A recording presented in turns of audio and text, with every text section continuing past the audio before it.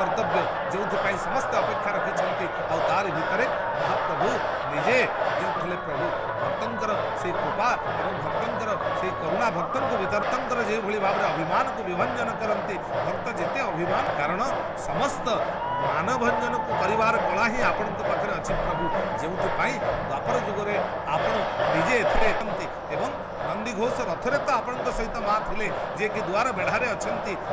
सहित आपण सहित रही प्रकृति और पुरुषंकर मिलन तत्व को नहीं